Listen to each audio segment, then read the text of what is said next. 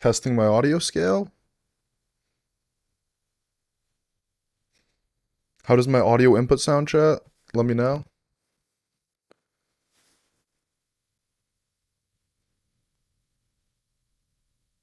Can you guys hear me?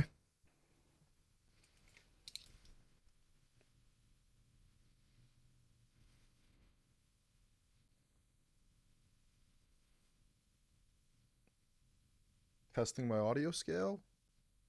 All right, cool. How does my audio input sound, chat?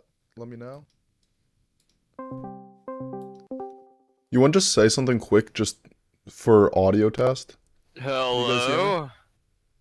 All right, let me just see if the audio works. Hope I'm loud enough. Had some mic issues in the past. You sound good on my headphones. I'm just going to make sure you're good on the stream. Testing my audio scale. All right, cool. How does my audio input sound, chat? Let me know.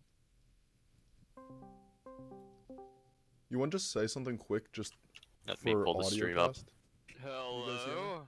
All right, I'm going to make you a little bit louder. Hope I'm loud enough. Properties. Had some mic issues in the past.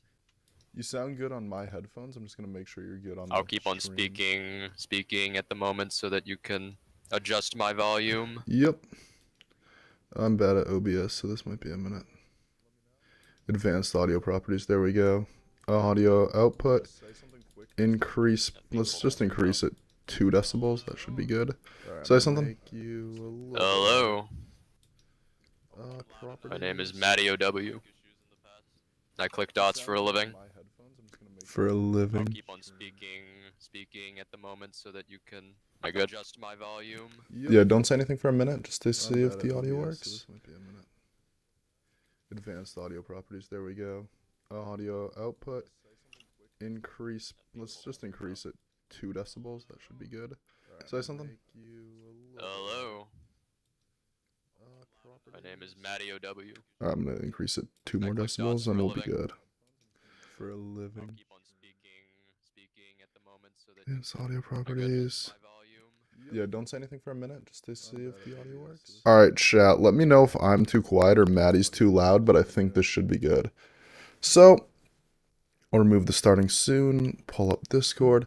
So, let's see. You want to introduce yourself? Tell us about who you are, what you do, how you got where you are, just the basics. Yeah.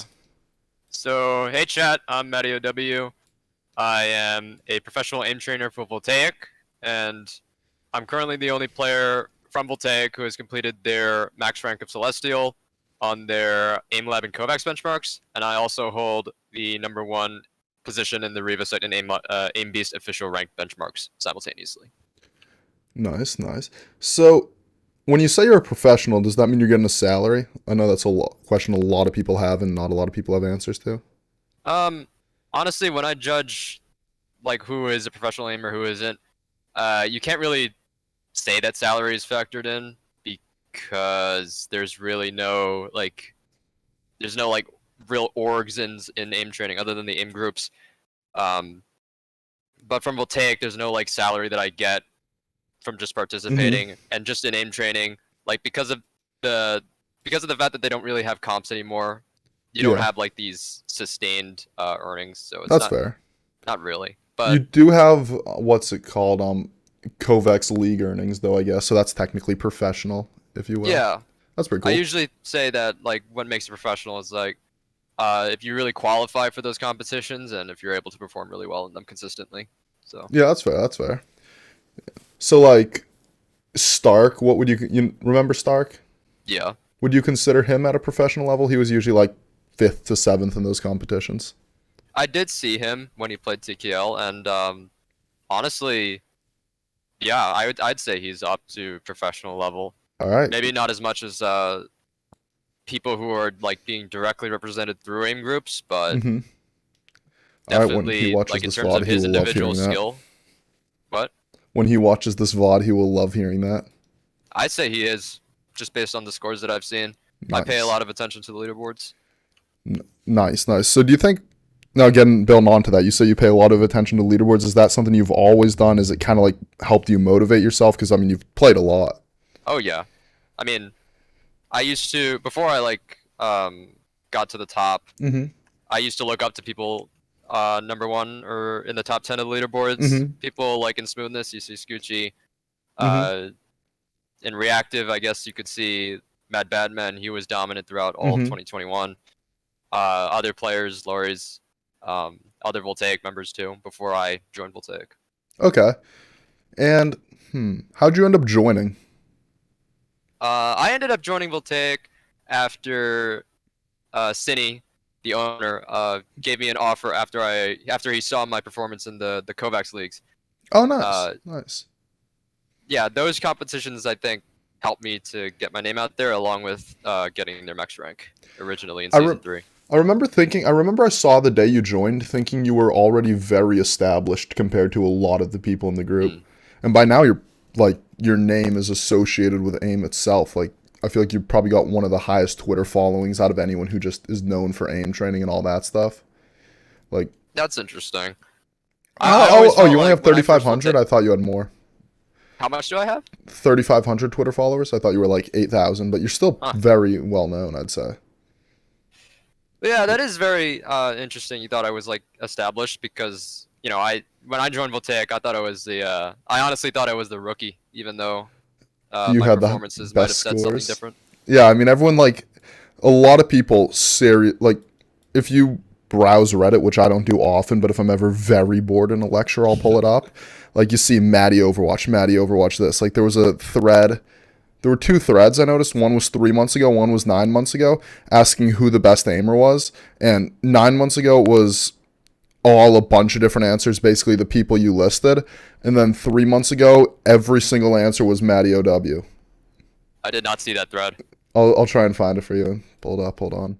So you said, do you feel like now that you're in this group, like those people you used to just think of as names on a leaderboard, and they're now like people you are in a group with? Are you like friends with them? And like, do you feel like that's kind of a weird dynamic almost? I don't think it's a weird. I think it's a great dynamic. Yeah. The fact that I'm now like in these sort of groups and I'm friends with a lot of the people Mm-hmm. that I looked up to. It's a great feeling thing to just Mm-hmm. now I have the chance to, if I really wanted to, I could reach out to these people and I could work with them Mm-hmm. on guides, on whatever I really Mm-hmm. want to. Are And you that's probably the best part of it. doing any of that right now? Like, we're making some guides, making some cool stuff? Um, I'm honestly kind of lazy, not gonna lie, because most of the time now I just have to focus on college. I'm in Mm-hmm. college, Yeah, I am too. I and understand. You're a CS major too, right? yeah, Yeah, I which get is that it pretty makes it. heavy. My last time launching a video game was like February 3rd, a multiplayer game. Make video games? What? You make video games? No, my last time launching a game to Launching. play I was thought like, you were like in this like a similar field. I would. oh well, I have like made a couple Unity projects. None of them have been great, but So have I. But nice. where was I? Oh yeah, CS major. Not lazy, not doing a ton of stuff. Yeah, I'm kind of lazy when it comes to making videos because I'm Mhm. either doing college work or I'm doing just training and I'm just Yeah. trying to push scores. I do want to like try to Mhm. make a commitment towards creating guides with Mhm. with other players, Mhm. but it's hard to balance time. Yeah, I know what you mean. So when you say you're just trying to push scores, putting a lot of time towards that, how much time per day would you say you spend in a name trainer? Time per day, that depends really on whether I'm on break. If I'm not on break, I don't really spend much longer than 2 or 3 hours max. Okay. If I'm on break and I have a lot of time to push scores and I really want to score, it might get up to like 5 to 6 hours a day, sometimes on one scenario. Mhm. That's interesting. Just on one scenario for a whole 5 to 6 hours.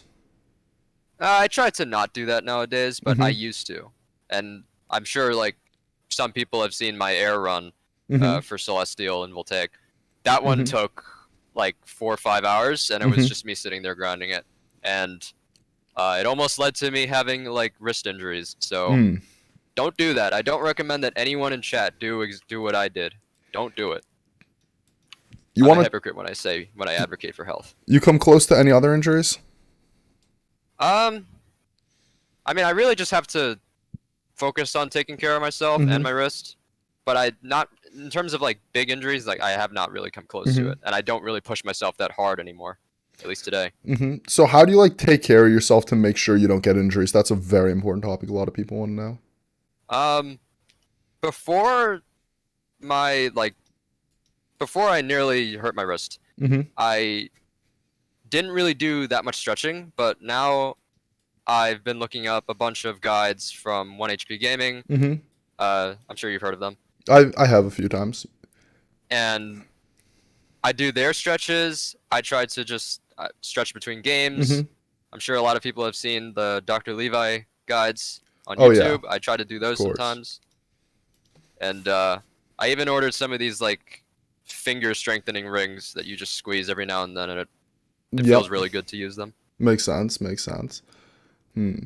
Is now would you say like all the exercise you do, at least that you think influences aiming, is just the um finger strengthening? Um, what do you mean all the exercises Well, for aiming? I guess like just in general, if you had any other things like that, but I remember Rid back in the day became right before he quit, he became a big advocate of like after a training session doing some kind of like physical activity to help like solidify that. And I was wondering if you kind of used any of that or anything else like that. Nothing in terms of like intensive physical activity. No. I usually just try and do my stretches after Okay, sessions. that's good. The strengthening ring. Nothing Hmm. too serious because if you go too seriously and Hmm. it's too intensive, it could actually end up worsening the issues. Yeah, that's fair. That's fair. So I remember in one of your old Reddit threads, you talked about how when you first started aim trainers, you were only in like the top 10% of people. And obviously that's nowhere near where you are right now in the top Mhm. like literal one person. But like it's still very good compared to 90% of people. So I was kind of wondering like what you did before aim training that you feel kind of helped you get to that level where you were able to just start up an aim trainer and be top 10%. Um, before aim training, I wouldn't even say it's a top 10%. Like I don't know where Jade Voltaic falls on the scale, but Probably around that or better. maybe. Um, but before I started aim training, well, let's start from early beginning. Like Okay. when I first started gaming, like I was an RTS player, Mm-hmm. like of all things. But Mm-hmm. that was until I got into the game Unreal Tournament 2004. Mm-hmm. Most of my time, before like let's say 2016 when Overwatch came out, most of my Mm-hmm. time was spent playing Unreal Tournament. Okay. It was And just never I've heard of it a few times, but I'm not too familiar with the mechanics. Is that an FPS? that's an arena FPS. Okay. And if anyone in chat knows arena FPS, that's the very hardcore death Yeah, Quake grinder. type games. Yeah, those kind of games. Okay. And I wouldn't say I'm like the biggest veteran of UT because I Mm-hmm. mainly played against bots back then. But I always tried to, I tried to speed run the in-game campaign. I tried to do it on the hardest difficulty and whatnot, Okay, that's cool.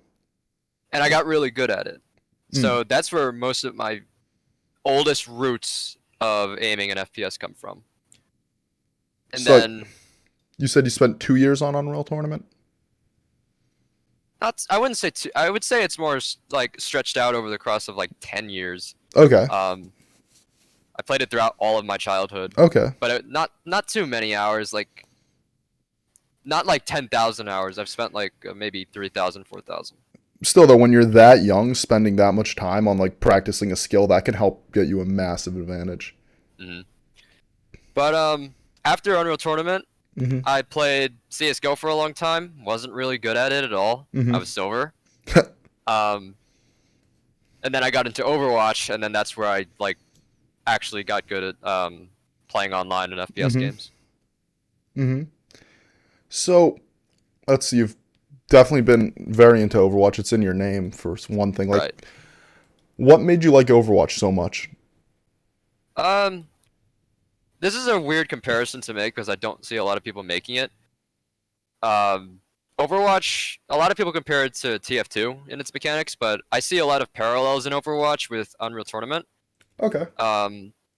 The devs at Blizzard, they're trying to make Overwatch like really innovative. And Mm-hmm. that's the same thing that Unreal Tournament was. It wasn't Quake. So the Mm-hmm. guns, they're unique. The characters are vibrant, they're unique. Mm-hmm.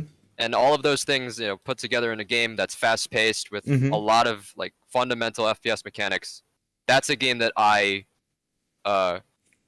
used to get behind. Okay. Quote around used to before it became what it is recently. Mm-hmm. But What would you say it's become recently? Just curious.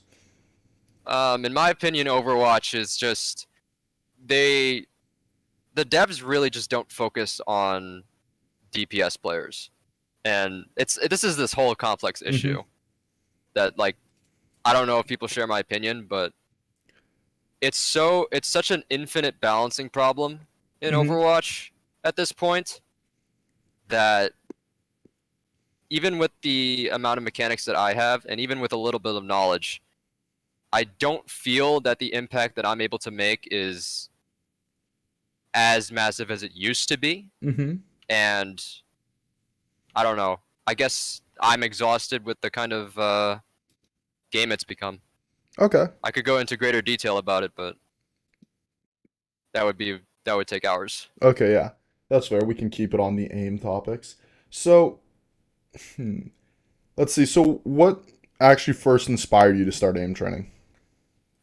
Um, I first wanted to aim train just to get better at Overwatch. Okay. So I was hard stuck in like Diamond, and those of you who know me, like I don't really have any intentions to learn the other dimensions of Overwatch.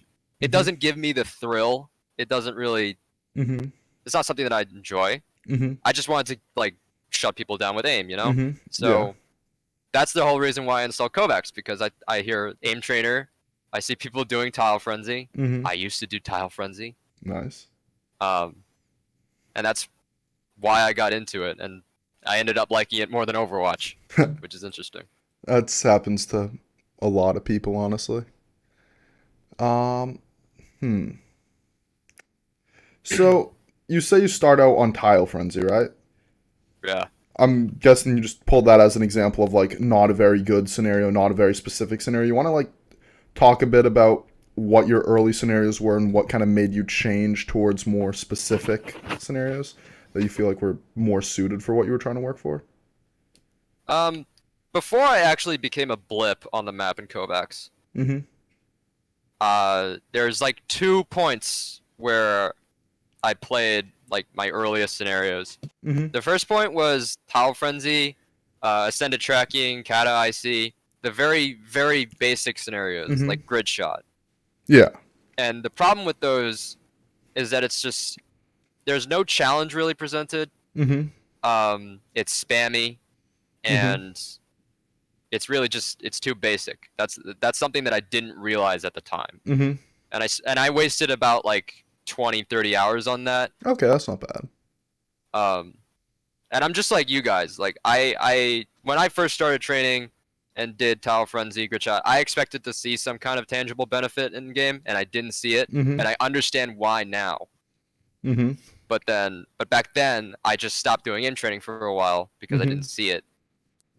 Then, after hearing about Aimer 7 routines and Mm-hmm. Voltaic, I came back. And then I started doing, many of you people probably know, the Aimer 7 very fundamental routines for aim training. And those had things like popcorn, various tracking scenarios, Mm-hmm. close fast strafes, all of those. So let's see. What now you say you know why those didn't help you now, those like basic scenarios, but Right. do you want to like elaborate on what that reason is? Well, the first thing is that they are way too general. Okay. Tile Frenzy and Grid Shot, they don't really target any specific skill, I'd say, other than like speed. Mm-hmm. I could say Ascended Tracking targets tracking slightly, but it's not really focused on smoothness or reactivity. Uh-huh. And those are the fundamentals of aiming. So Okay. really, they're just too general, and they don't present any challenge. Mm-hmm. you need to challenge yourself if you're gonna get anything out of aim training. Okay, that's You can't just useful. spend your time doing like these speed clicking tasks all day. Now, you referenced skill, like how it only targets one skill, like speed, or it only targets smoothness or reactivity. Do you happen to have like a list of what you would consider the main skills to be? You could really go off of Voltaic. You could go to look at any benchmark, Mm-hmm. and you could really break it down into the categories they split it into. Mm-hmm. Um, it can be. I like to think of it as sort of like a gauge. Like a scenario is not going to fall into one very specific category, especially Mm-hmm. tracking. I Some agree. smooth tracking scenarios can also be considered reactive. Yeah. They can be a hybrid. So Or even depending on like the level the person's at, something that might be like smooth for for you might feel reactive for me or something. Because right. like yeah, exactly. Yeah. But in terms of the list of those categories as you would drop them into, I'd say Mm-hmm. you have statics, Mm-hmm. dynamics, precision, you have reactive, speed TS, evasive TS, you have strafing scenarios, Okay. um, you have the speed clicking, which is the stuff that Gridshot and Tower Frenzy do, Mm-hmm. and then you have the hybrids and the in-betweens. So now I know one of your favorite scenarios is reflex flick hard. How would you kind of categorize that where it requires where it is kind of static clicking, but it also requires a reaction, which most static clicking benchmarks don't require? I'd say that that's the rare variant that falls into the category of hybrid reactive static. Okay. So you have this target that you have to get to Mm-hmm. as quickly as possible, and it punishes you if you don't. Mm-hmm. Thing is, I don't like reflex flick anymore. Okay. One, because if you push past it at a high level, like there's a certain threshold that you can reach, Mm-hmm. and then you're probably good on your practice on that scenario. Mm-hmm. Going past it is just gonna kill your wrist. Just Okay. an advice. Um, but yeah, that's what I would consider it to be. Have you heard of spider shot and scenarios like that? Oh, the aim lab ones? Yes. Yeah, that was kind of like my first debut into aim training back bit under 2 years ago. If I recall, it's like a dot, you click the dot, and then it spawns another one in a Mm-hmm. random area around it, Mm-hmm. and then you have to get to that one with reaction time. Yeah. That's sort of the same thing. And Mm-hmm. honestly, I like the spider shot version a little bit better now, Mm-hmm. because it forces you to flick back to the center dot. So those kinds of scenarios are like reaction time static clicking scenarios. What do you like about having to flick back to the center? Flicking, flicking back to the center, the dot's always going to be in the same place. So Mm-hmm. you're training like a very direct initial flick, Mm-hmm. that you can just click right when you land it. Okay. So that's something that you're going to be doing a lot in real games. Yeah, I agree. Most of the time, Flick and then like click. in static clicking, like in proper static clicking technique and aim training, Mm-hmm. you want to focus on doing the proper flick then microcorrect. Mm-hmm. But with a dot in the center, you can sometimes try and skip the microcorrect to capitalize on speed. And sometimes in games, that's necessary because Especially in like attack FPS. oh yeah, oh yeah. So, mm-hmm. No, you could go. So while we're on this topic, I don't know. Are you familiar with the project me and Stark made over the summer for Valorant benchmarks? If I remember correctly, I think you might have sent me like a benchmark I sheet or might something. have. I don't know. Well, basically, if you haven't seen it, or I'm assuming you haven't looked enough into it to see this yet, it's a scenario where basically a dot appears, and then you have a certain amount of time to click it, just like reflex flick hard. The difference is the sooner you hit it, the more points you get. Because like at your level of reflex flick hard, the only way you can score more points is just to have like almost perfect accuracy. But that's not really forcing you to react and flick faster anymore. So the point of this scenario is that because the target, you get less points for waiting longer, you're kind of forced to make that fast initial flick and then click before micro adjusting some of the time to the point where you make like maybe 70% accuracy for the highest score possible, right? I think this is. I think I remember this. I did play what you sent me, Hmm. and that was very like reminiscent of. That was reminiscent of Reflex Flick, but it did make use of the the click on the landing Hmm. type of flicking that I call it, Uh-huh. which is interesting. Did you like that kind of scenario, or can I don't remember enough to say now I? Okay, that's fine. to criticize it, but That's fine. I remember it being innovative. Yes. It was Stark had to message the Kovacs developers like and beg them to put in the features to make that like the week before. It was pretty He funny. did. Yeah, he was I'm not going to take credit for that scenario. That was mostly him. Um that idea and like the actual engineering of it, and it was a very good scenario in my opinion. But yeah. So where are we going with this next? So now you said that you switched to the Aimer 7 and the Voltaic routines after a little bit of time.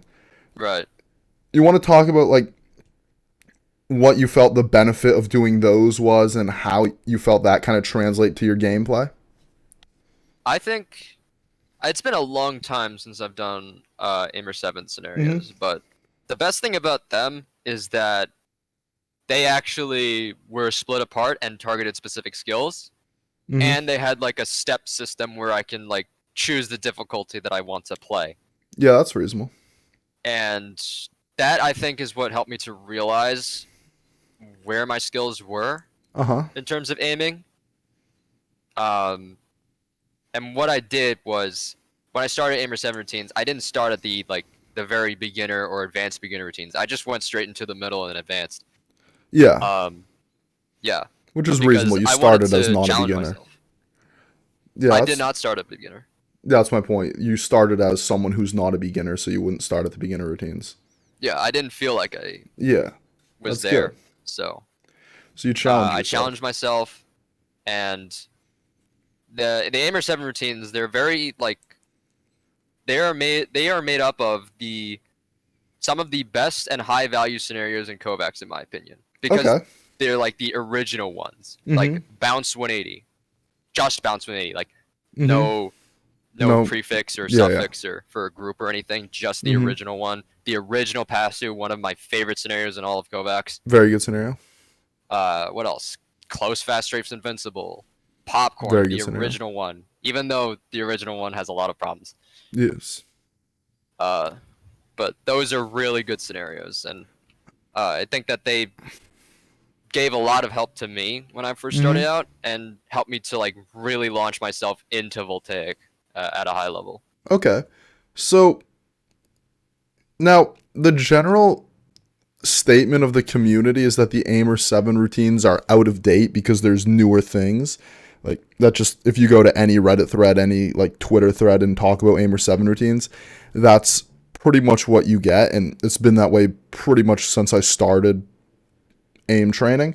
So I just want to know like what your opinion on that kind of mentality is, since you seem to have really enjoy those. Um, Obviously, there's a lot of scenarios out there now, especially in different aim trainers, Mm-hmm. that are more focused. They like split apart the skills into, as I said, the hybrid variants, Mm-hmm.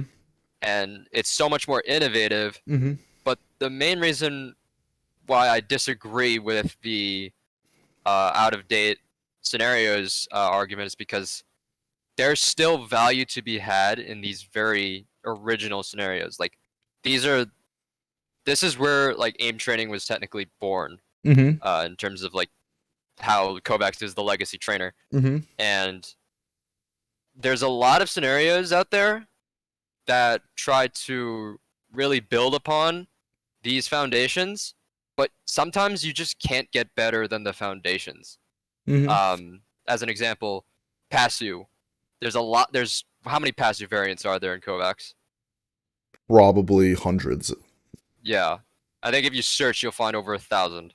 Okay. But if you were to take like I think I as I made 10 said, the original myself. Passu, Passu small reload, Passu small or Passu reload goaded, if you were to take those scenarios and compare them to the thousands, how many are really gonna uh, extend or equal the value of the original?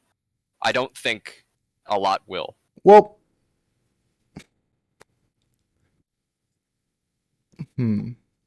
A lot of the time, the reason, because I do enjoy a lot of these different scenarios, so I'd say an argument that could be put forth for why a variety of scenarios is good is like, let's say you take one example is yesterday I was VOD reviewing someone who was playing a Passu scenario, and they spent a lot of time per bot before they clicked, right? Mm-hmm. So I thought, okay, they could maybe try to challenge themselves to not even like track these bots. And how could you make tracking harder? If the bot was, say, 30% smaller, they wouldn't be able to stay on the bot as long before it moved off. They'd be less confident and they'd probably just click faster, like, right? Especially if they were focused on trying to do that. So I'd say like the small variations in the different scenarios, obviously 1,000 different Passu variants is probably going to start to get some repeats in there, but I would say a decent number of them extend it in some way if you have a specific reason to play that specific scenario. I say they either extend it or they can possibly equal it, but they won't really get above it in terms of the value. Okay. I want to just think about like there are all of these scenarios. I asked how many Passu scenarios are there, but like they're all Passu. They're all of the Passu bot variant. That's fair. That's what I think is what makes it like original or legacy, and that's why the Aimer 7 routines, in my opinion, they can still be used today by new players, and they can still get like really good value out of them, even if there's new variants of those scenarios. Obviously, I'm not saying that there's anything against having so many variants or new variants, but I am saying that Aimer 7 knew what he was doing, and the scenarios that he chose, like, I don't think that you will get any less value out of them now than you did back then. That's completely reasonable. I mean, that makes perfect sense. So, So you said you haven't played them in a while, right? Right. So what's changed? Obviously, they're still valuable routines. So something, I'm assuming that means something with you changed and how you want to approach your training, right? I mean, yeah, I don't really run routines per se anymore. I kind of just play whatever I want. Okay, that's fair. I haven't really played Aimer 7 routines just because I try to grind. I try to have more focused grinding towards benchmarks. Everyone knows me as the benchmark grinder. But what did you call it? The aim training grand slam? Yeah, the quadruple slam, holding number 4 in all the 4 or 5 now different aim groups. Although Aimers doesn't really have their benchmarks out. I thought they did.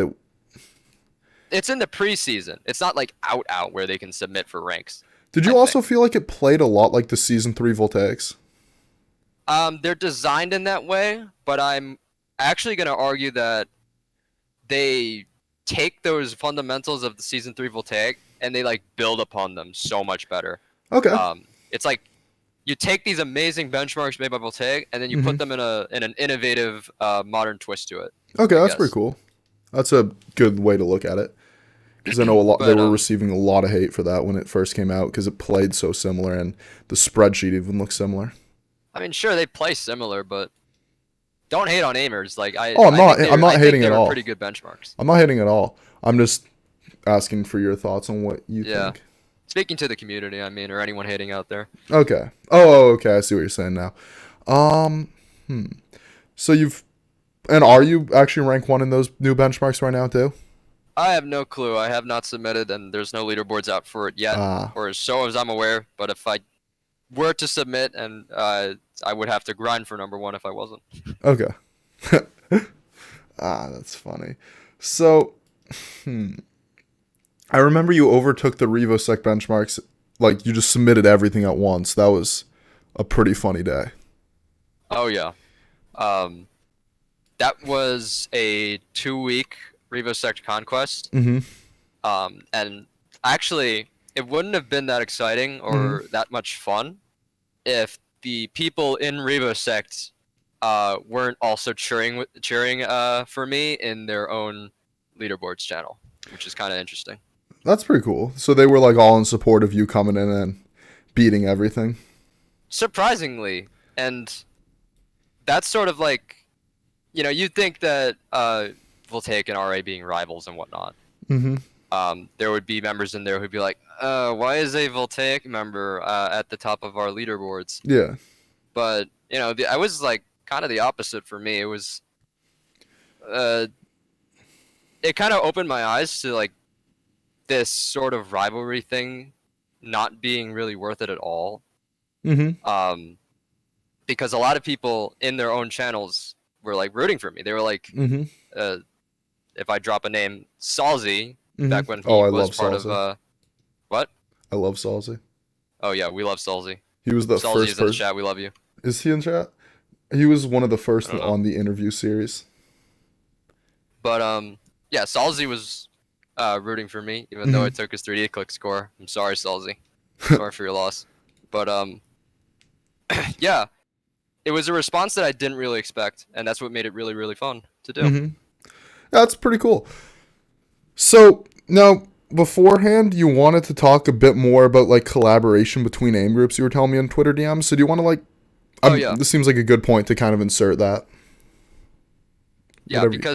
because of this response that I got from RA, I got to thinking like there's sort of this hesitation between aim groups to sort of collaborate, and most of it is just because like it's different businesses. Like some of them are rivals. Like it's healthy business competition. Mm-hmm. But the way that I think of it is, I'm part of Voltaic, right? I want the absolute best for Mm-hmm. Voltaic, and I want them to stay ahead. But I'm also trying to represent the aim training community as a whole. Mm-hmm. I try to speak on behalf of everyone in this community, and I try to push aim training so Mm-hmm. that it's at the front of FPS. That's good. And yeah, so my thoughts about like aim groups collaborating, I think it would be much better for the entire community if we have all these great players, work together on guides, work together in coaching or something. I agree. Uh, That's a good idea. because there's no point into having like little rivalries unless it's healthy competition and it's like Mm-hmm.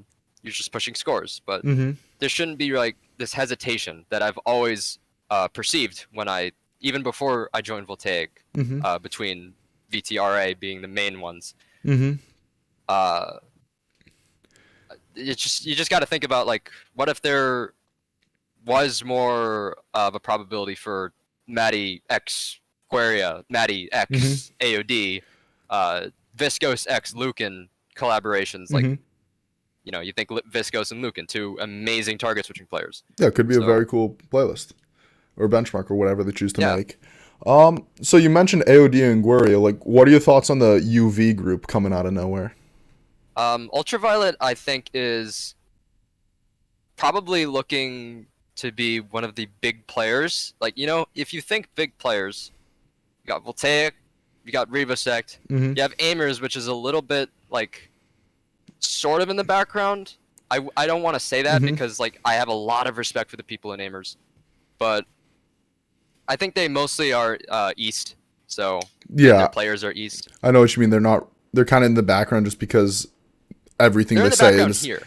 in a different language. Yeah, I'd Yeah, say they're in the that's- background in the West, Mm-hmm. which is understandable. Yeah. But Ultraviolet, I really hope that Ultraviolet is able to like expand like as far as Aimers and RA in Mhm. terms of like getting players, getting and reaching out to many communities. Like, it's looking good for them. They have a my lot of good players right now. I mean, AOD and Gueria are probably like, after you, the two best players in a lot of people's opinions, at least. Without a doubt, if AOD is still in the chat, I see him in the chat. Without a doubt, AOD is the next sort of king of aim training. If I'm the king of aim training currently, AOD is next, and then it's either AOD or Guerrero who's gonna come and going to take the crown when I Mhm. eventually like retire or something. Get a wrist injury or a job. Yeah, and it honestly, like, this is a sad point, but it may be soon, like, Mm-hmm. that I stop like competing at a high level. I'm never gonna stop trying to like play my scores and like play my favorite scenarios, but like there's gonna have to come a point obviously where I stop like really trying to take a world record that I already have and push it beyond, because Yeah, that's that's just completely gonna reasonable. hurt your wrist.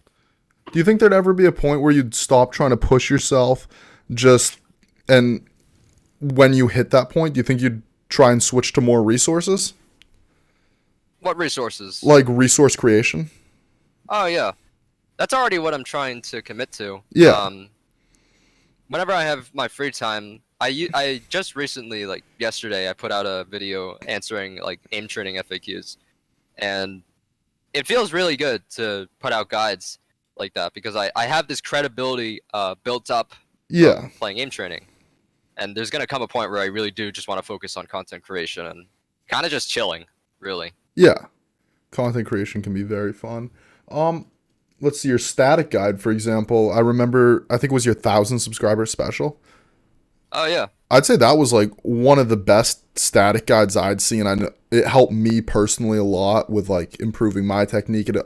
Like everyone I know who saw it said it helped a ton. So I mean, if you have other stuff like that, I feel like everything you could put out like that would push a lot of people forward. I have a lot of plans like the static one.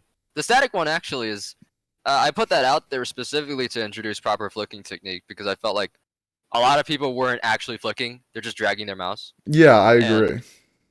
addressing problems like that, I have a lot of things written down.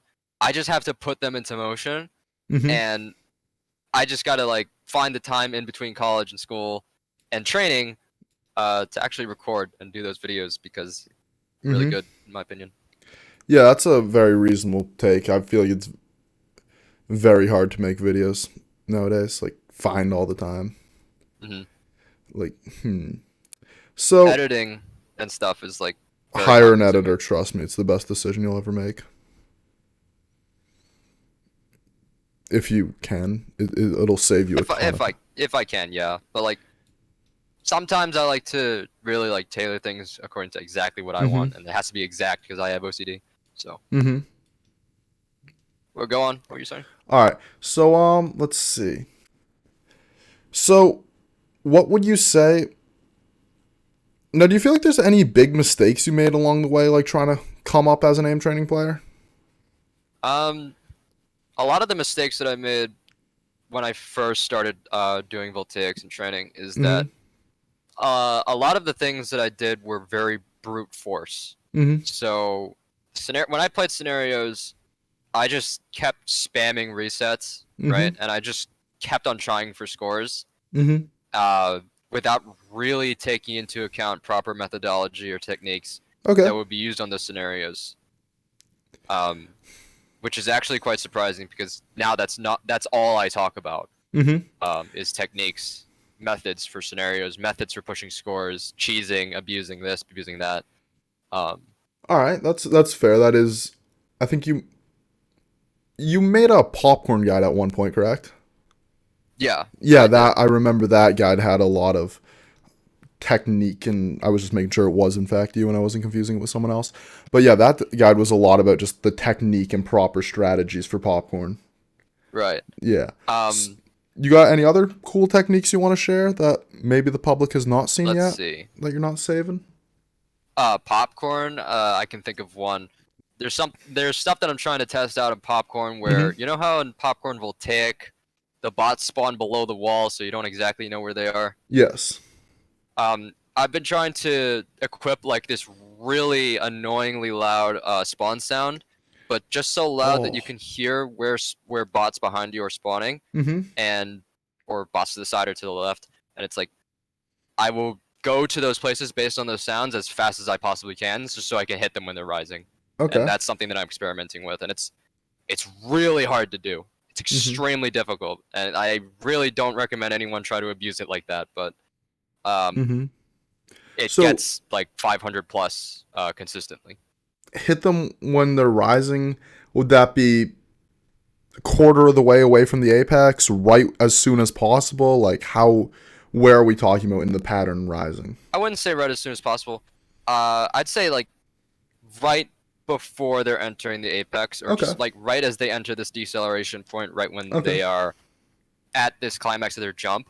Mm-hmm. That's when I would think like if you're gonna choose a rising target to hit, that's when you would go for it. Okay. Hmm.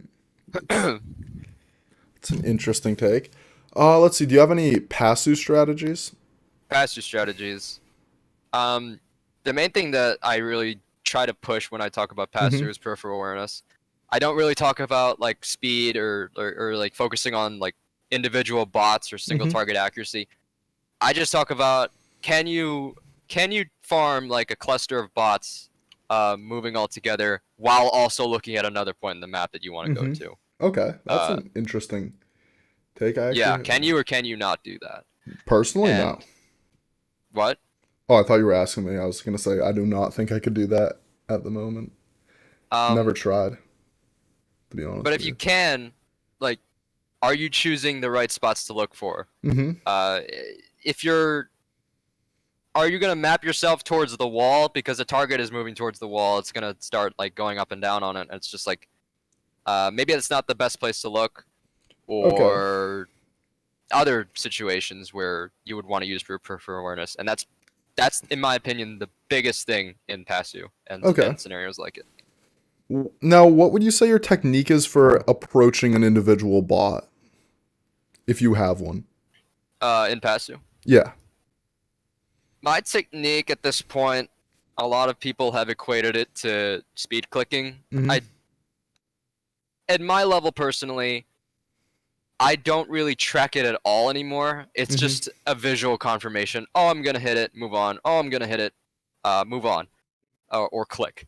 And it's like a lot of people try to focus really hard on like perfectly doing the process of flick, visually ascertain the target, microcorrect, click, and it's like you don't really need to do that once you get to a certain level Mm-hmm. unless the target's like really small.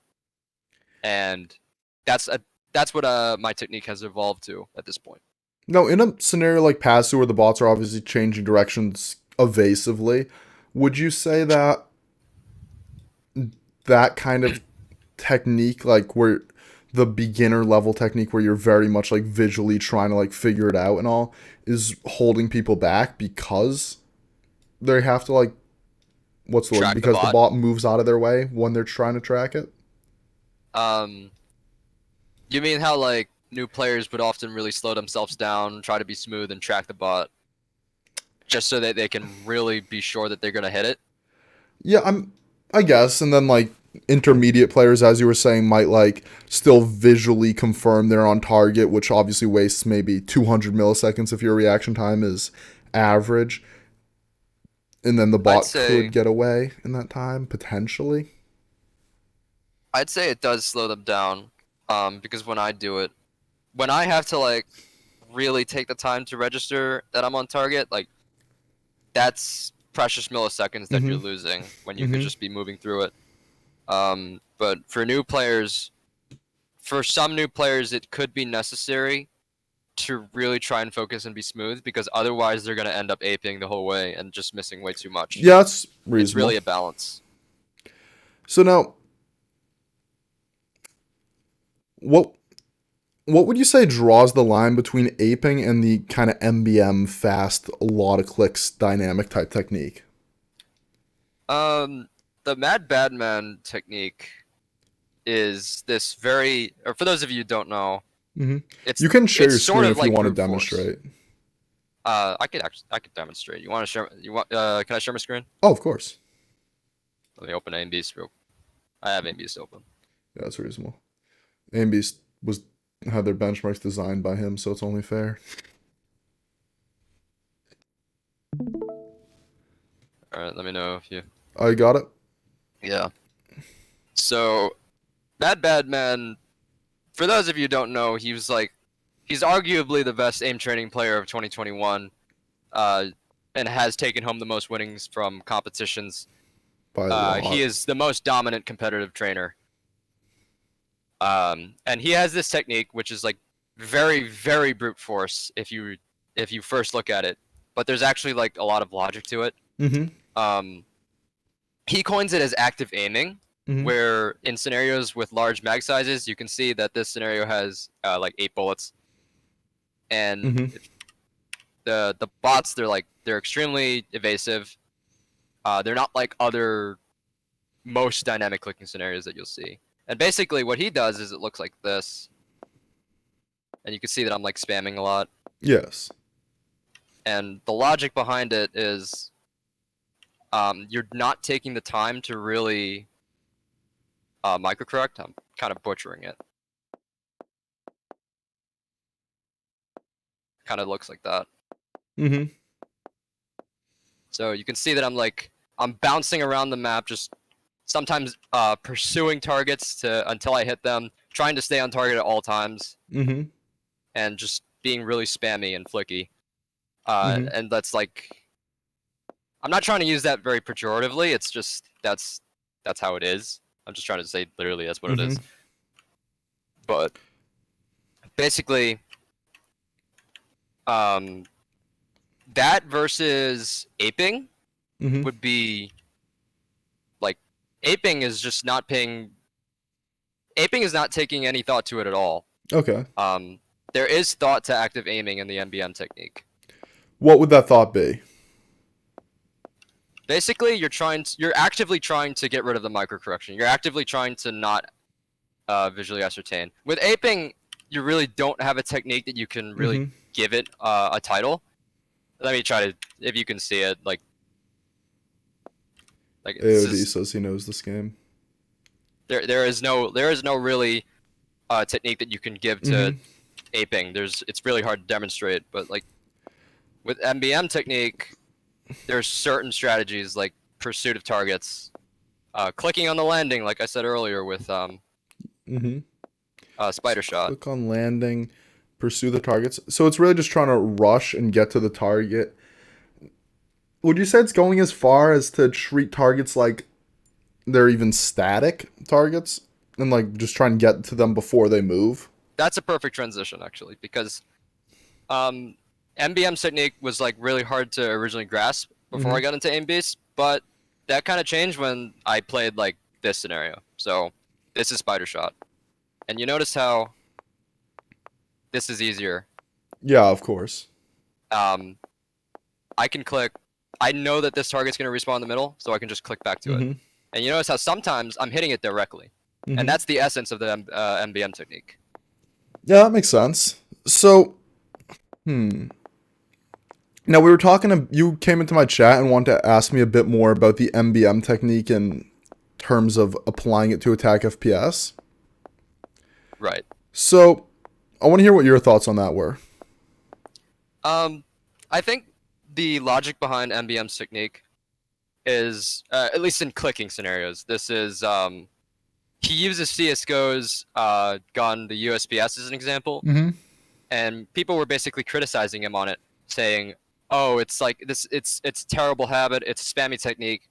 You shouldn't really focus on it." And his argument to them was like, the USPS has this huge mag size. You're not gonna find mag sizes with like 3 or 5, as in you would find or in Kovacs, and you aren't gonna be like really punished for your accuracy as you are in Aim Lab. So in Aim Beast with Pasu, Aim Beast Pasu, it's like he has these huge mag sizes, and it's like it's more active aiming. So you're not gonna really try to like wait and fully microcorrect for in a real attack FPS. So in Valorant, say you're using the Guardian or whatever what's its name? Is it the Ghost? That's the suppressed pistol. Yeah. So that would be the same as the USPS and CS:GO. Okay. His logic, and not to say that I fully support it, is that you won't have that kind of time to really judge or make those really slow microcorrections onto each target. And not only that, they'll be strafing, so they'll be as evasive as the past 2 targets that I just showed you. And so his argument is that most of those other dynamic linking scenarios do not represent that in-game scenario as directly as the Aim Beast ones that he's designed. So,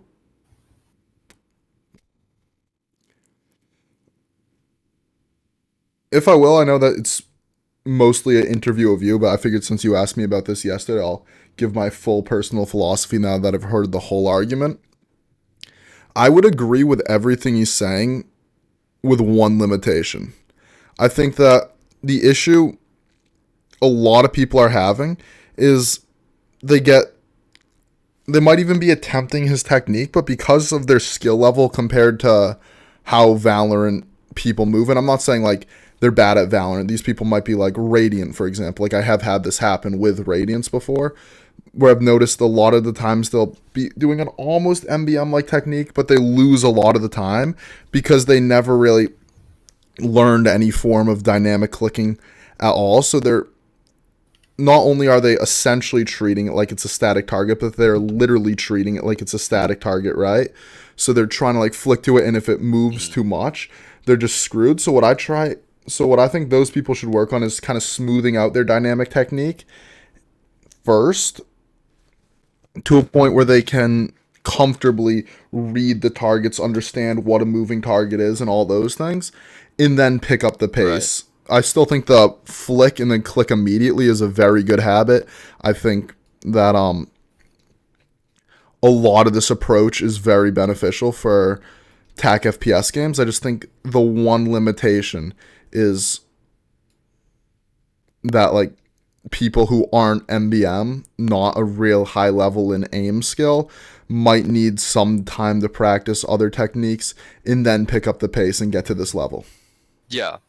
That's honestly, I agree with that, and that's what I meant by like I don't fully agree with it, because making this mapping between TAC FPS and aim training like this, it doesn't always yield the best results.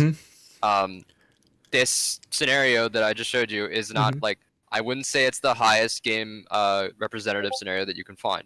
No, that's the one thing, and the second thing is might depend on the per. What? No, carry on.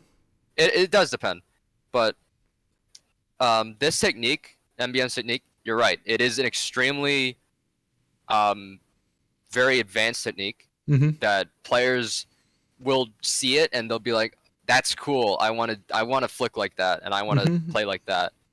And you know, he's one of the best aim trainers, so it must work in their minds. But since they don't really understand how to read targets, and they don't really they haven't really judged this balance between like their own range of motion, their smoothness, how comfortable they are like flicking. They're so new that they haven't really experimented enough with that so that they know their comfort ranges. They can't really pull this off correctly, and they'll just end up, like I said, or like I demonstrated, they'll end up aping, and it'll look like aping, and it won't look like the MBM method, and it won't look like a focused technique with strategy behind it. Yeah, I can agree with that. So, would you still consider dynamic clicking to be your strongest category, even though you're pretty much the best at all of the categories? Something that I have been thinking lately is that dynamic clicking, I do think it's my best category, and I do think that I'm like consistently at the top and like ahead of others when I play it. But I'm honestly kind of, should I say, getting sick of it, because I want to really start to branch out and get good at tracking and all of these other categories that I really suffer in.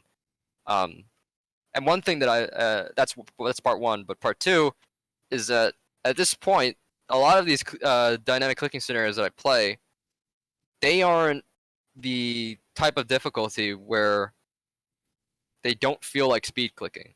Like at this point, where they don't or do? Where they don't. So, or they're starting to feel like speed clicking. Okay. What I'm trying to say. Yeah, I understand that. The original Passu, like hitting 200 hits on that is that's just tile frenzy. Like what am I really getting out of it at this point? I know it's a valuable scenario, but for people who aren't MattyOW Overwatch.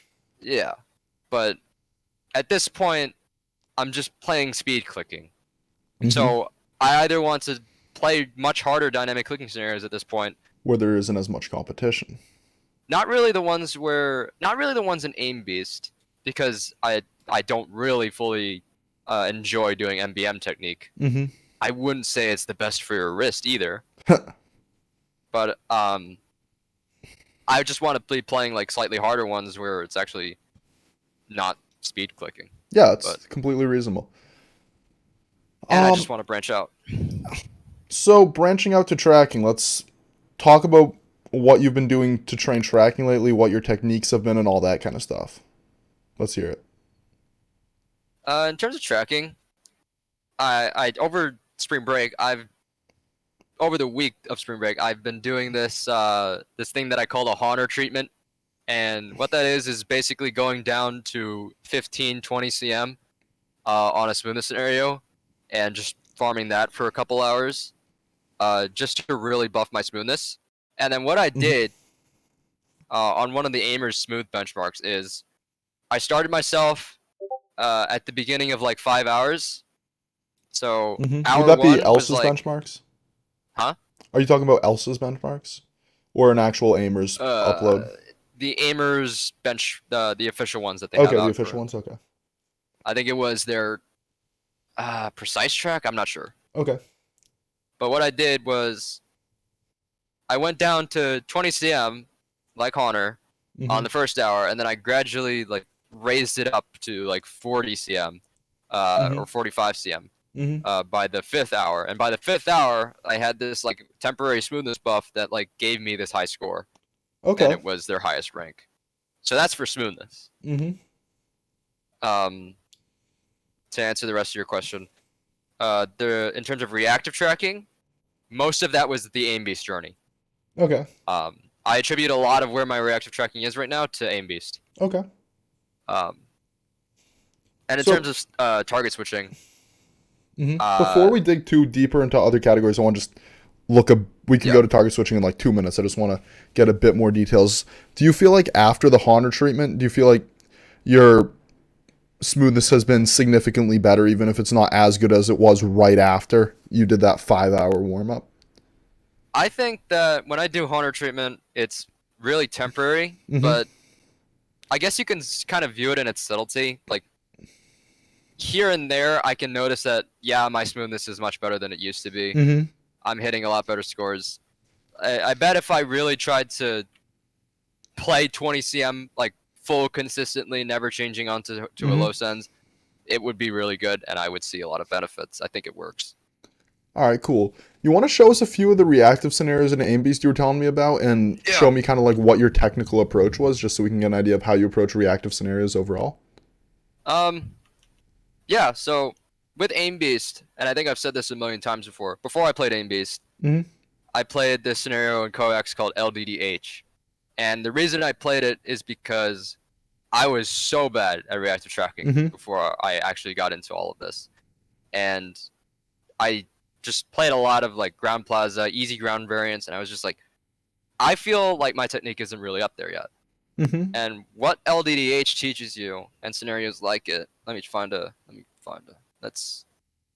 the equivalent here. I like RTH. Let's just do RTH. Let's break my wrist for today. But I like LDDH because it teaches you, it forces you to not predict. It actively punishes you to stop predicting bot motions. Let's go on like 35. I don't know.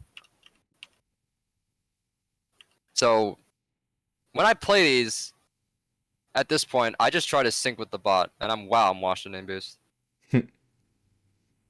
No worries.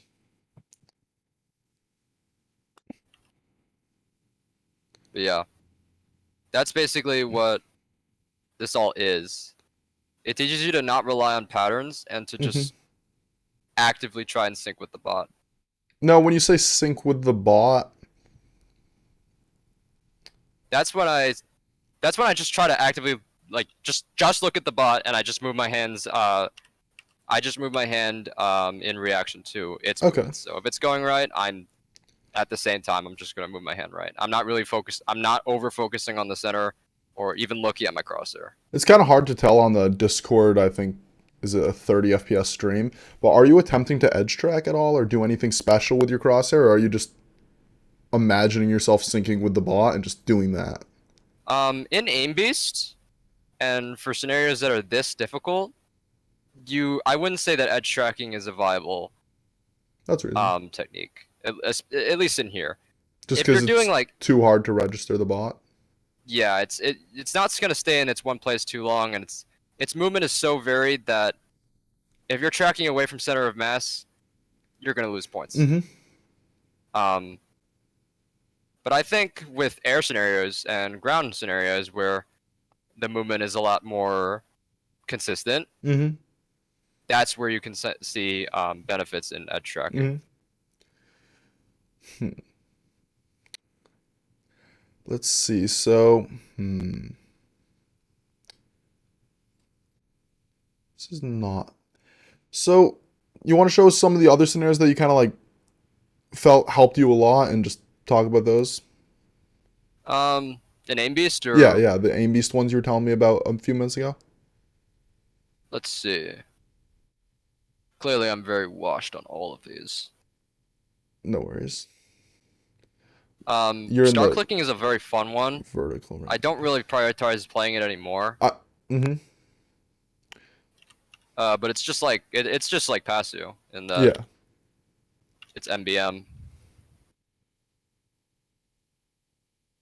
Yep. Let's see. So you can notice that I'm kind of spamming here too. Yeah, yeah, I got you. It's a MBM scenario. Let MBM make your scenarios and they turn out like this. Only 5 round mags, wow. Yeah, it can be punishing, but it still promotes it with these Mm-hmm. kinds of targets. That's fair. Let's see. So,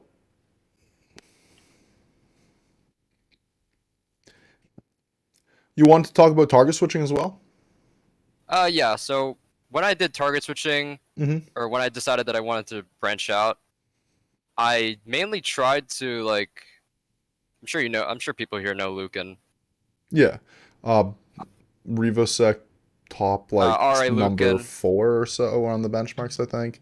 And good target I mainly switcher. tried to like analyze the way that he approached target switching, and I've seen a lot of people talk about his grip and Mm-hmm. how it like enables him to have a lot of speed. Mm-hmm. I don't really like talk that much about grips because I think it's like I do think it's negligible. Like if you whatever grip you use, it's just comfortable. But Mm-hmm. it did get me thinking about um how it was similar to Huizaku's grip and how both of these guys are like really fast in terms of Mm-hmm. like how they play. So I was just thinking, And how would his grip look if you have an example or like picture or something? Just I know him, but I don't know I much don't about his think grip. let's see if I can find one. You might have a Twitter video or something. Not allowed to show YouTube videos on stream though, so because it's a YouTube stream, they just will shut. Huizaku's grip is like really weird. I know his grip. Is it? Are they the same grip? Let me try and find like a comparison Mm-hmm. that can easily be mapped, but it's not the same, I will say that. Mm-hmm. But like they're both sort of weird in that like they're at an angle. Mm-hmm. Let me see. All right, so if you check Discord Let me or see what chats, you sent me. so that's Aqua, and that's like Yep, that's at a really Aqua. bad angle, Yeah, but I know what you mean. Like where it's to the side. and then that's Lucan's. That. Oh yeah, that's pretty similar. Like they're both kind of tilted. That makes sense. And obviously that's probably just for comfort. And honestly, like for most people, just grip your mouse however comfortably. Mm-hmm. But when I really wanted to get better at target switching, I looked at how they played and how they got their speed, Mm-hmm. similar to players like Rafal, Mm-hmm. also RA, Love her fall. and I just tried to mimic it, and it So was like you have been mimicking that grip? I have not been mimicking that grip. I've been trying to mimic the techniques that they have in their Okay. videos. Do you think that Uh, grip in any way is helping their speed, or do you think it's just a coincidence they've developed it, or? I don't think that it's directly helping their speed. It might be helping their physical longevity on those kinds of tasks. Okay. So I don't know. I really don't know much about like how that would allow them to play for longer without running into problems on that Mm-hmm. kinds of speed because they're making like large flicks, wide, fast flicks, and Yeah. for some people and some grips, it's just like you're gonna run into a wrist injury at some point. That's But fair. these people haven't. That's all I really looked at their grip for, and then I tried to visually observe their techniques in speed TS, and Mm-hmm. what I came to was in Speed CS, what I always say now is you want to skip the micro correction in Speed CS. Mm-hmm. You don't want to have one. You want to land directly on target. Skip. And Okay. that's something that a lot of people forget. They try to treat it like static in Pokeball, Mm-hmm. but even in Pokeball, land directly on target, and that's what I've been trying to like really put into practice over the course of several months. Now, for Pokeball, I'd say definitely if you're trying to get a high score, that's true. But what if you're trying to work on like some kind of technique to apply back to static? At that point, depending on what the technique might be, you might not want to land directly on target. For example, I've noticed a lot of people might struggle, especially in TAC FPS games or in static with their stopping power, right? They'll like have a small shake in their mouse before they actually get on the target, before they actually start their micro adjustment. So a lot of times I'll recommend those people try Pokeball scenarios where they flick fast, micro adjust, and then get on the target, right? I say And for that might not be Pokeball, the best Pokeball score, but it kind of helps them work through that issue that's affecting them in other things. I think for Pokeball and that technique, like that's a way to play it, I guess. But really, the goal is to hit a direct flick, in my opinion. Why is that your Um, opinion? with what it's teaching you, it's also going to help you be able to learn how to decelerate. Um, if you're making this wide jarring flick, Mm-hmm. I wish I had an example, but if you're making You like can, really hard flicks yeah. and you're not knowing like where your crosshair's landing, Mm-hmm. let's say, of course that's going to lead to problems in like TAC FPS. But really, I'm not really encouraging that people practice specifically that in Pokeball. I don't think you should be making jarring flicks in Pokeball, Mm-hmm. but you shouldn't be really doing what's the title for this? You shouldn't be really pulling out the full process of the Bardas technique in Pokeball. It should be something different. You're trying to focus on this one dimension of static clicking or like flicking where you're landing on target and you're able to control the speed at which um, you're able to control this fast acceleration and then deceleration. Mm-hmm. And what it's teaching you is stability and I guess smoothness at the same time. Like you can be smooth in Pokeball. It doesn't have to be this really disorienting flick all Okay. the time. All right. So that's your approach for target switching, and then how does that? How do you adapt that to evasive TS? Like, what's the difference in your mind? Evasive TS and Speed TS are very similar, and often they like enter this sort of hybrid category depending on the TTK that the scenario makers Yep. assign to them. But with evasive, the one key aspect with evasive is that it will go on different axes. So most Speed TS scenarios, you might have like just X and Z axis, but in evasive, you have a lot more on the Y axis. Mm-hmm. You have a lot more vertical. Mm-hmm. Think about VT angle strafe, EVA TS. Even EVA TS is like it's mostly horizontal, but there's still a lot of vertical that you wouldn't see in maybe Psalm, and it's just that's where it becomes evasive. That's where it earns that title. That makes sense. That makes sense. Yeah. Not. All right. So let me think. So those are your techniques for the various categories, and What? so I'm just thinking through what I've gone over and what I want to get to next. So static clicking. We haven't talked about static clicking at all. Let's hear how you approach the static scenarios. Oh, you have a long static guide. I've seen A it. lot But of my static technique nowadays, it's actually transformed. I used to really just push Bardas technique, and I used to copy Cartoon a lot. I know Cartoon's in the chat. Hi, Yep. Cartoon. But I used to copy him a ton when I was trying to get good at static, and this kind of like evolved into something different when people like VT Europe and RA Bulldog came on the scene, and their techniques were so much more flick oriented, and they really, both of them came from the same group, actually. I think it was Celestial Aimers. It has recently disbanded. Yeah. But surprisingly, and they run really low sends. So 70 plus, 80 plus CM per 360. And I said, and I asked them directly, it was like, specifically, why do you run like this extremely low sends similar to 2,000 Mini hours God, in but not Rust as at extreme as Mini God? 270 CM. What? Europe's response of 2,000 hours in Rust at 270 CM or whatever. No, I just feel like that. At first I thought it was like really impractical and it would just like it would kill your Mm-hmm. wrist.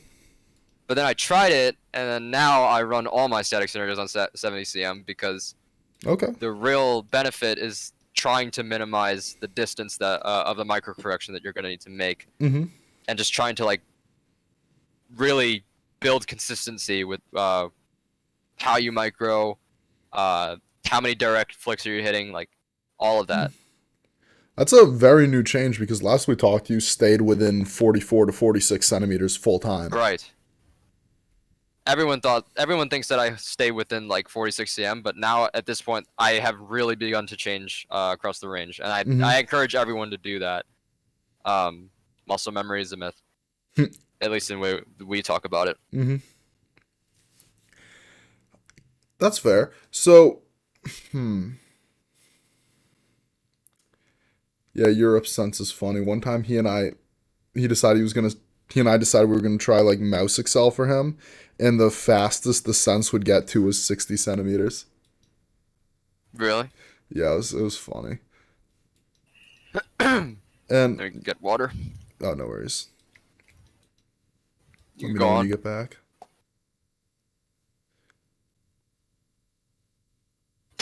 No, I'm here. You can. Oh, You okay, can go on. okay. Sorry. I thought you had to go get it.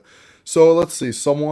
One of the channel members in chat wanted me to ask about your posture on your chair, and since it's a channel member, I'm kind of have to ask that. So let's just. Yeah. Do you have any reflections on that type thing? I think, to be honest, my posture is garbage. Mm-hmm. I don't know, but I try to like I try to keep my elbow specific. Let's take that as a reference point. So Mm-hmm. my elbow, I just try to keep it like level with my pad, if not like a little bit under. I know a lot of people say that like, or a lot of people play with like their elbow resting on the armrest underneath. I try to never do that. I try to keep it a Yeah. little bit raised. I try never to let it hang like at the edge of my desk and then me using mostly my wrist. I don't do that, and Mm-hmm. I just try to keep my shoulders level. And in terms of my posture with my eyes and my monitor, it's like it's whatever. I mean, however far away your monitor is, it's comfortable. It's Mm-hmm. I'd say do some of your research and try out what works if you're clueless on how you should sit yourself. Say, Mm-hmm. I mean, personally, this is how I've sat all my life. So, and it works, and I don't really have like pains in my shoulder or anything for posture wise. Even though I think it's kind of like a goblin posture. That's Actually, no. No, let me take that back. A goblin posture would be XUC's posture. XQC's posture. So, yeah, he has the posture that will give him back pain and shoulder pain. Mm-hmm. Mine is probably a little bit similar to that, but not as bad. And the thing is, I've been sitting like this like for 20 how years. long have I been alive? I'm 20, so I've been sitting here for like 16 years. Jeez.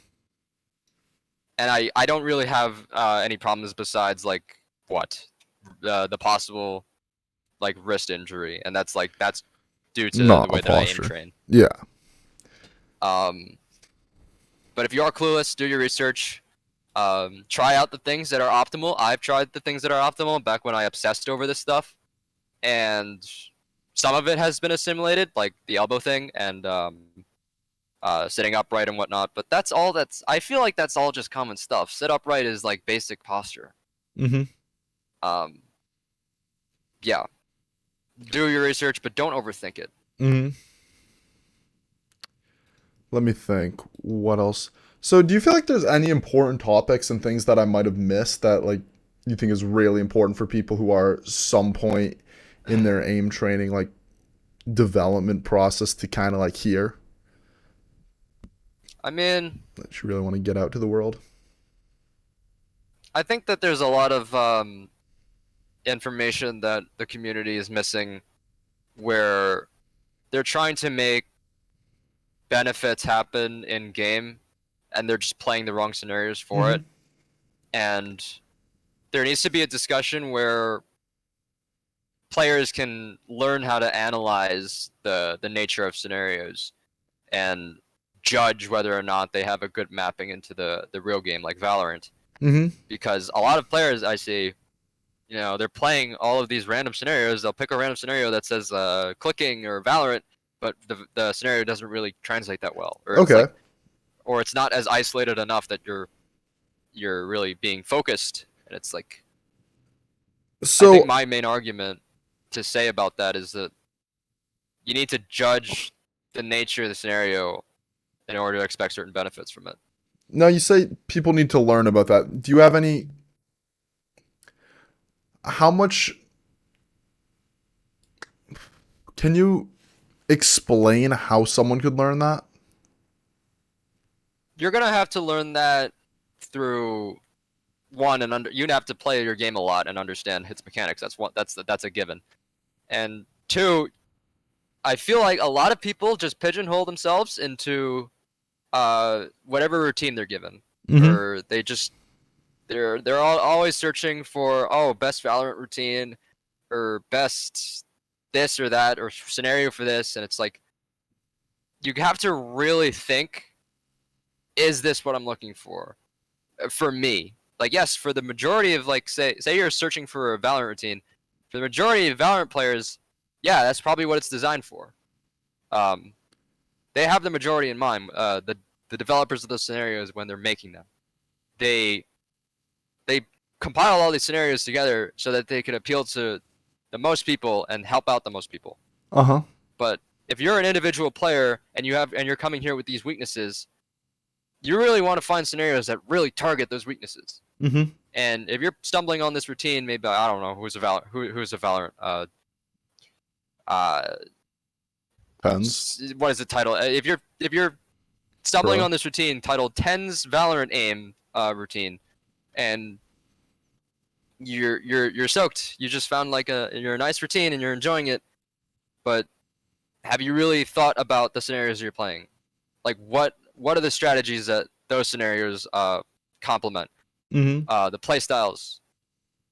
How do they feel? Like, does it feel representative of Valorant? The Mm-hmm. kind of aiming that you do. Do you actually feel it?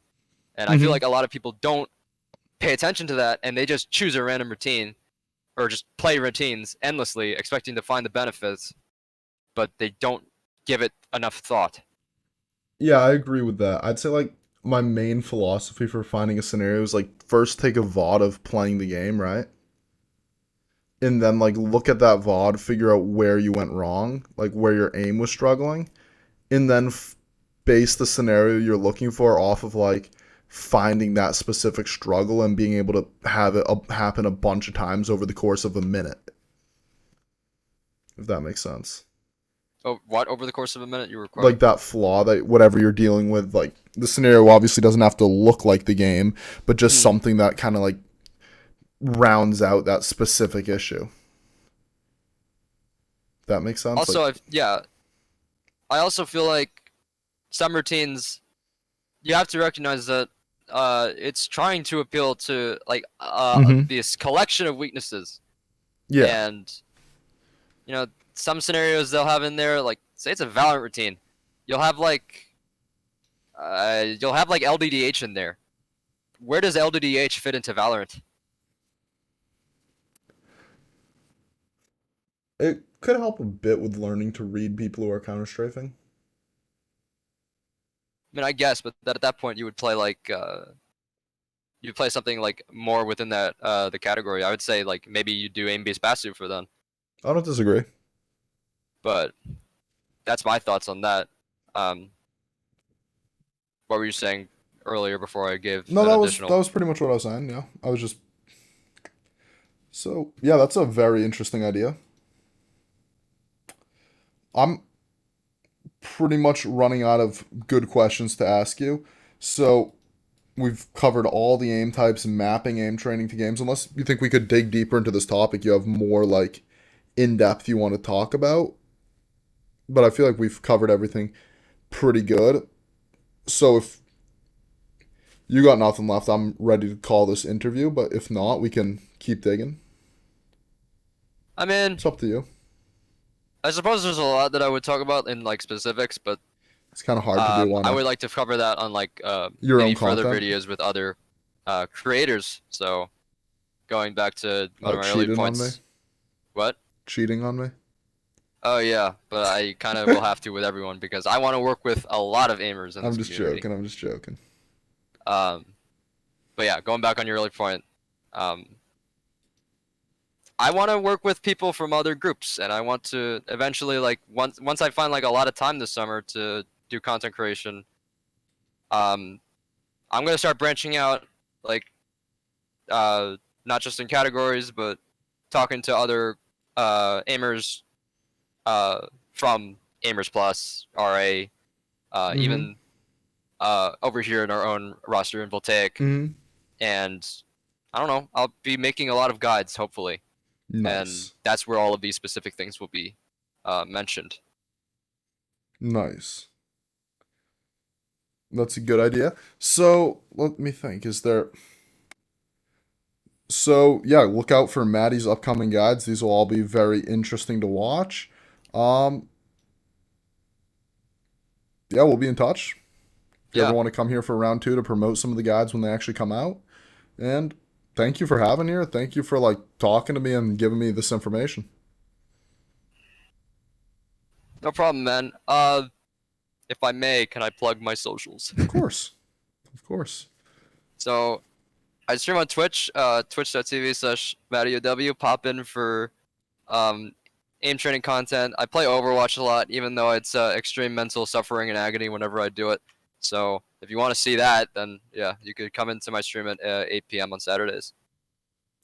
Yeah, 8 p.m. on Saturdays, Matty Overwatch streams. Matty Overwatch Twitter at Matty underscore OW. Um, Voltaic Season 3 Celestial, number one clicking. Season 4 Celestial complete. Rank 1 aim trainer connoisseur. Voltaic. This is gonna Uh, expand a lot. Matty Overwatch YouTube. A lot of different YouTube Matty Overwatch content on Matty Overwatch YouTube. God Only clicking. 50,000 views in the last 30 days. We got to get that up. A lot of aim trainer FAQs, a lot of VODs, aim journey, aim Yeah, journey. that's about all of Very it. cool Yeah. things. Yeah, and then the Parson Vita Reddit, of course. We can't forget about that. All right. So, yeah, that's pretty much everything. Yeah. Um, All right. Thank you for Thank you, coming out. chat. I'll be seeing you. Bye, Maddie. Love Maddie. Great guy. Let's see.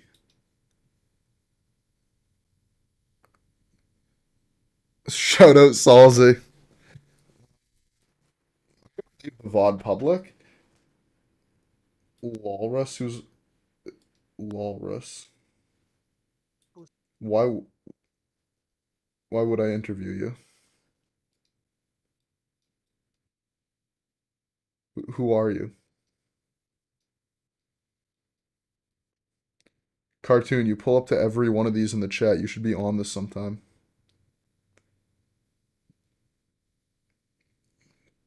Let's see. Everyone else, bye chat. I'll see you later.